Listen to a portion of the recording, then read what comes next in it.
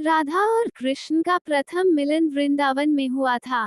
कहा जाता है कि जब कृष्ण गोपियों के साथ रास रचाते थे, तब राधा ने अपने हृदय में कृष्ण के प्रति अनन्य प्रेम का अनुभव किया।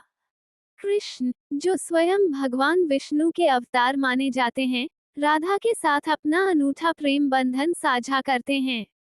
इस प्रेम में कोई भौतिक स्वार्थ नहीं था, ये शुद्ध प्रेम का प्रतीक था। रास लीला वृंदावन में घटी एक दिव्य लीला थी। इसमें कृष्ण ने अपनी मुरली की धुन से सभी गोपियों को बुलाया और उनके साथ दिव्य नृत्य किया।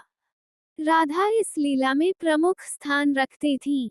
कृष्ण ने अपने प्रेम और भक्ति के माध्यम से राधा के साथ अपनी आत्मीयता प्रकट की। इस लीला में ये दर्शाया गया कि प्रेम कोई सामान्य वस्तु नहीं है, बल्कि यह आत्मा का परमात्मा से मिलन है। कृष्ण को कंस का वध करने के लिए मथुरा जाना पड़ा, जिससे राधा और कृष्ण के बीच विरह की स्थिति उत्पन्न हुई। यह विरह भक्ति और प्रेम के चरम को दर्शाता है।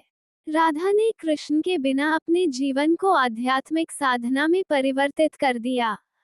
उनके प्रेम की गहराई ने उन्हें कृष्ण से अलग होकर भी उनसे जुड़ा रहने का मार्ग दिखाया। ये कहानी त्याग और समर्पण का संदेश देती है।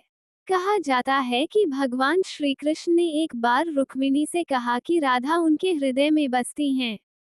ये दिखाता है कि राधा और कृष्ण के प्रेम का कोई भौतिक आधार नहीं था, बल्कि वह प्रेम आत्मा का परमात्मा से मिलन था। राधा कृष्ण की शक्ति और प्रेरणा थी, और उनके बिना कृष्ण का अस्तित्व अधूरा माना जाता है। राधा और कृष्ण की प्रेम कथा भक्ति मार्ग का प्रतीक है, जिसमें प्रेम, त्याग, समर्पण और सेवा को सर्वोच्च स्थान दिया गया है। वैष्णव परंपरा में राधा कृष्ण की पूजा आत्मा और परमात्मा के मिलन की प्रतीक मानी जाती है। भक्तजन राधा कृष्ण की पूजा कर भक्ति मार्ग को अपनाते हैं।